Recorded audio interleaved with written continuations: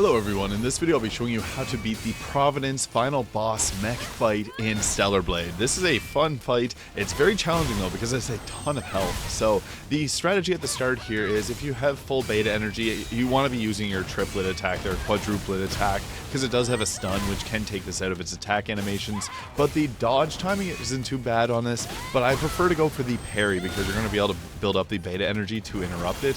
Now as for the burst energy, I'm also using the faster attack, and I'm also using some potions too. I found that using all the items, since you probably have a ton of them that you've never used throughout your playthrough, that is the best strategy here because you can regenerate health over time and just play a little bit more defensively.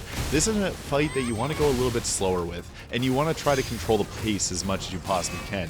So there I use another quadruplet, and then I comboed it into the beta overdrive attack.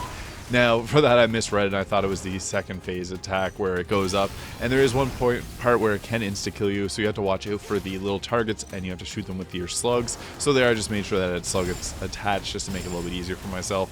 Now, the ranged attacks are just easier to dodge, and if you get out of rhythm, I find that it's actually better just to focus on parrying or trying to block the attacks, because dodging sometimes is unforgiving with this boss. It has a very long reach to it, so you're almost just better to face tank it, but you want to measure your burst energy and beta energy equally, and throw down items whenever you get a chance. So the stun grenades do a pretty good job at close range, as well as the other mines, the smart mines. So there I just went with another heal over time. It's nice if you get a little bit of a breather to pop one of those and just focus on dodging, because I feel like for these sections here it's just nice to get a break from it, and then you can get back in and build up your burst energy there. Now some of the attacks are a little bit more challenging to hit, but I just threw there the sonic grenade, and that'll knock it down to the ground, allow you to get like 3 or 4 hits in, which allow you to further build up your beta energy and then get some more attacks like that off. So this is a nice combo around the mid game. Now one thing I really do want to mention is you should use your talkie mode pretty much around this point here, because otherwise you're going to lose it. I ended up forgetting about that. I didn't know there was a final phase where you get a free talkie mode and you go Super Saiyan on them. So just wait for that to come in and use your talkie mode earlier. I didn't use it for the purpose of this fight, but that kind of helps out with just the attacks. Now this is one that you may want to just practice by just going in and being defensive against it. In some of the bosses for Stellar Blade, I found that it was actually best to go in and just work on the block animation and just try to find what frames you should be blocking at and what time you should take off the block. Now, every once in a while you will be able to get these critical hits off. Be mindful of its little yellow bars underneath the health bar. That will build up over time, and you'll be able to get one of those hits off, and then it regenerates there. So you're going to be building up that posture damage every time you get a perfect parry off, so we want that. Also, you can get a boost to your quadruplet so that it will reduce one of those as well. So that is another nice benefit. As you can see there, one of those yellow little squares disappeared. I also like the other burst energy attack there. I only took ones that I was able to level up. I didn't get enough SP to really level up super high in this, but always be mindful of what type of health potions that you got on. Now, as for those attacks there, I got hit by it. Now, you really just want to like take your hand off the controller and spam the square whenever that happens. Otherwise, I got taken out by that grab attack. You definitely don't want that to happen. So I got hit by a grab attack later, and I just spammed the square button. I was able to get out of it. But once you get back in, you want to try and control the pace as much as possible. That's why quadruplet's a nice skill. You don't want to overuse your beta energy though, because it's pretty good for taking out of attack animations. Now, some of these attacks you can't break out. This is the second phase shift here, so we got to take out our gun and shoot those up. But be mindful, it's going to spam its ranged attacks as well, so you kind of have to play to a defensive note as well. And the rocket blast there is a little bit easier to dodge, but it's going to do the laser beam again, unless you're able to shoot them down.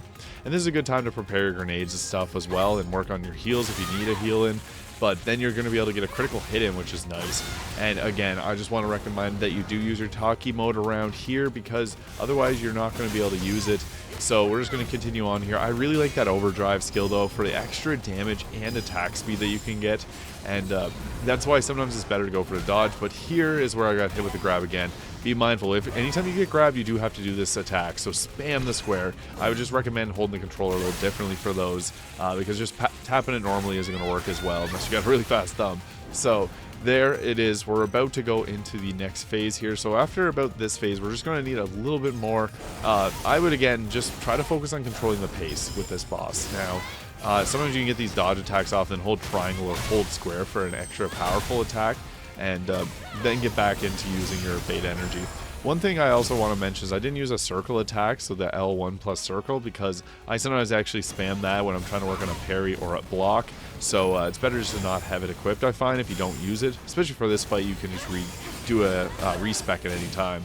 Now this second phase, it's really just about spamming the powerful skills that you get. I find this one's a pretty easy one because you can't die, so just keep spamming something and you'll be fine. The L1 plus X is a parry block type attack. Square is kind of like the Tempest attack, there it is there. And then the circle attack, this triangle attack's like the Taki mode. I like this one because it just stun locks them. But also the L1 plus circle is another decent attack. It's kind of like the one that I don't have equipped that I just mentioned, but just spam these and you'll be able to beat Providence, the mech boss fight in Stellar Blade. If you found this video useful, please hit the subscribe button below.